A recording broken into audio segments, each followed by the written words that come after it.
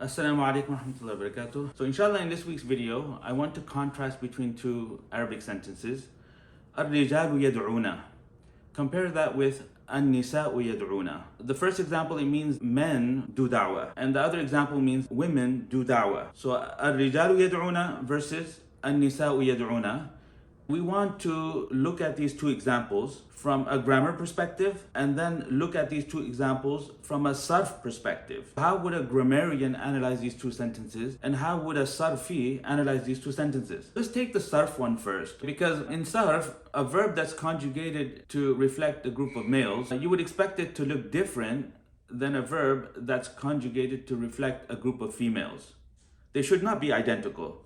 So when I say الرجال يدعون and I say النساء يدعون, immediately the question that should pop up in your mind, if you're thinking from a Ṣarf perspective, is why do they rhyme? Why are they identical? Why are they not different? That would be a natural question.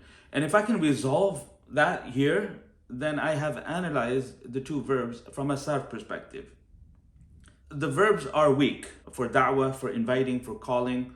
The base letters are dal, ain, and waw. So in the first example, يدعون, الرجال يدعون, we have a dal, we have a ain, and a waw. But we should have had a pronoun. We should have had a waw group of males. And that seems to be missing. So either the third letter of the verb is missing or the pronoun is missing. And when you look at the other one, النساء يدعون, it seems to be intact. So that's our first intuition when we look at the two verbs. So before you explain differences between things that should have been different, that appear to be identical, you need to establish which one is the way it's supposed to be. Because more likely than not, one of them will be on its Aṣl, will be according to how we would expect it to be, exactly the way we would expect it to be. So then we can lock in the one that's normal, and we can then explain the one that's not normal and explain why that one has become the same as the other one. Because the principle is that when something is on its Aṣl, لا يسأل عن علته. You don't ask why. When something is the way it's supposed to be, you don't ask why. When something's not the way it's supposed to be, you ask why, right? So if you go into normal verbs like nasara yansuru, so the group of males one is yansuruna. Okay, now count the number of syllables. Yansuruna, 4 syllables, right? And for the group of females, it's yansurna. So men help, women help. الرجال ينصرون. النساء ينصرن. ينصرن. Right? So from these two, the women one, the female one, يدعون, actually rhymes with yansurna. يدعون, yansurna. So we have our dal, we have our ain, we have our waw. And yad, those two are connected in a syllable. U is equivalent to sur in yan, surna, yad'una. So that one's normal. So if they ask you, in the second example, has the verb undergone any change? So you would say no. From a Ṣarf perspective, it's on its original. It's ala aslihi. And when something is ala aslihi, la yusalu an illatihi.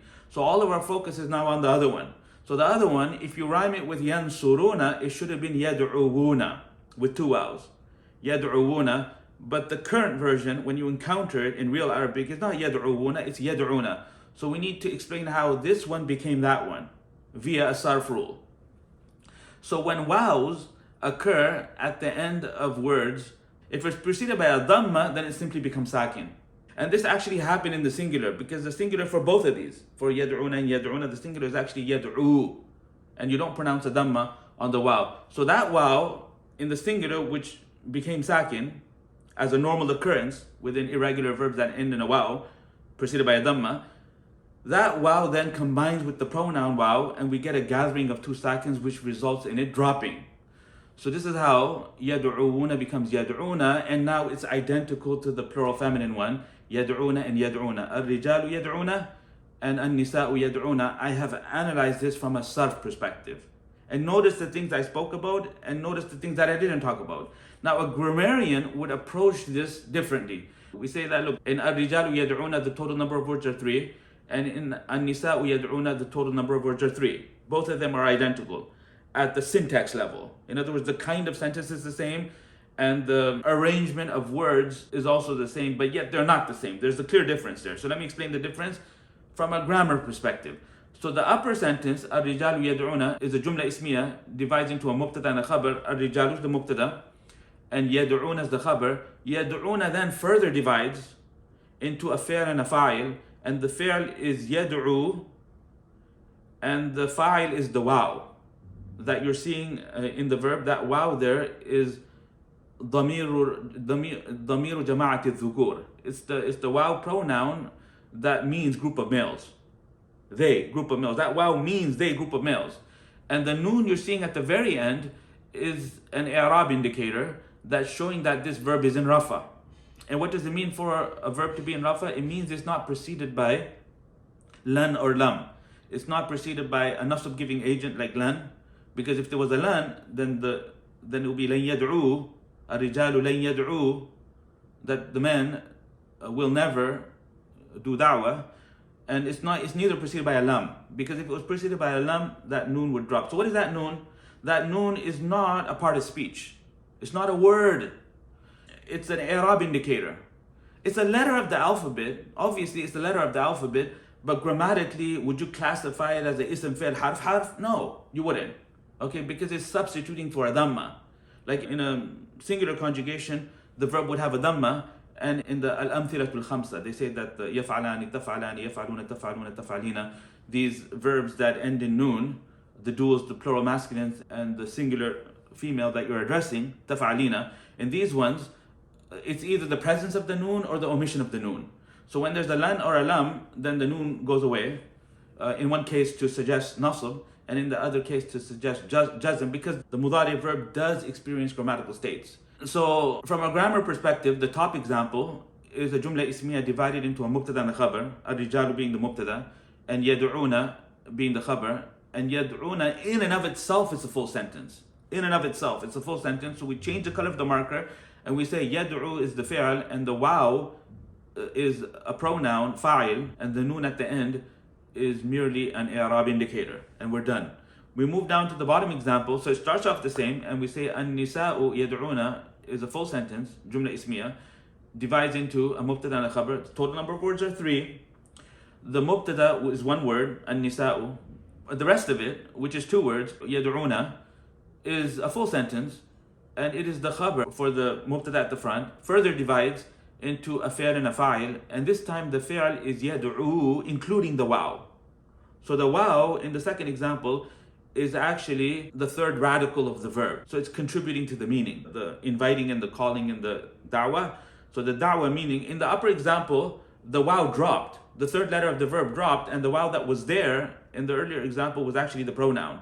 And in the bottom example, an-nisa'u yad'una, the waw is not a pronoun. The waw is actually the third letter of the verb, and the noon that you're seeing at the end of the verb is the fa'il. It's a pronoun.